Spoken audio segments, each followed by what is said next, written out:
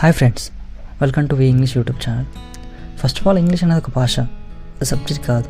English రాని వాళ్ళందరూ ఇంగ్లీష్లో మాట్లాడాలంటే చాలా భయపడతారు. ప్రజెంట్ ఈ రోజుల్లో ఇంగ్లీష్ స్పీకింగ్ అనేది చాలా ఇంపార్టెంట్. ఎందుకంటే జాబ్ పరంగా కావచ్చు, కెరీర్ పరంగా కావచ్చు, అండ్ పబ్లిక్ స్పీకింగ్ పరంగా కావచ్చు, ఇంగ్లీష్ మాట్లాడడం అనేది చాలా ఇంపార్టెంట్. సో నేను ఈరోజు ఇంగ్లీష్ ఎలా నేర్చుకోవాలి అండ్ ఎలా మాట్లాడాలి అనేది మీకు చెప్పబోతున్నా. సో ఫస్ట్ ఆఫ్ ఆల్, నా వీడియోస్ మీకు డైలీ అప్డేట్స్ రావడం కోసం నా ఛానల్ సబ్స్క్రైబ్ చేసుకోండి అండ్ బెల్ ఐకాన్ ట్యాప్ చేయండి. ఇంగ్లీష్ అనేది ఎందుకు మాట్లాడాలి అనుకుంటున్నారు? జాబ్ పరంగానా, కెరీర్ పరంగానా, ఆర్ పబ్లిక్ స్పీకింగ్ కోసం?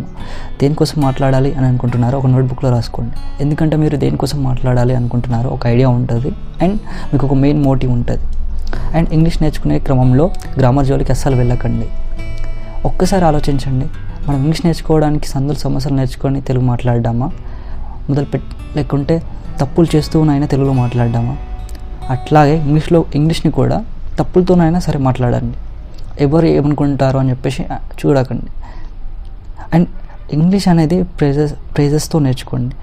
ప్రైజెస్ అంటే డైలీ యూజ్ చేసే సెంటెన్స్. ఇంగ్లీష్ నేర్చుకోవడం మొదలు పెట్టకండి. దాదాపు ప్రతి ఒక్కరు ఇంగ్లీష్ పదజాలం అంటే వొకాబులరీ పైన కాన్సన్ట్రేట్ చేస్తూ ఉంటారు. కానీ ఇంగ్లీష్ వొకాబులరీతో పాటు ఈ ప్రైజెస్ నేర్చుకోండి. ప్రైజెస్ అనగా డైలీ యూజ్ చేసే కంటెంట్స్. మీకు ఎగ్జాంపుల్గా కొన్ని చూపిస్తాను, చూడండి.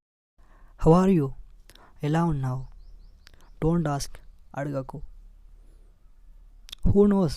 ఎవరికి తెలుసు. కమ్ డౌన్, కిందికి రా. గో అప్ సైడ్స్, పైకి వెళ్ళు.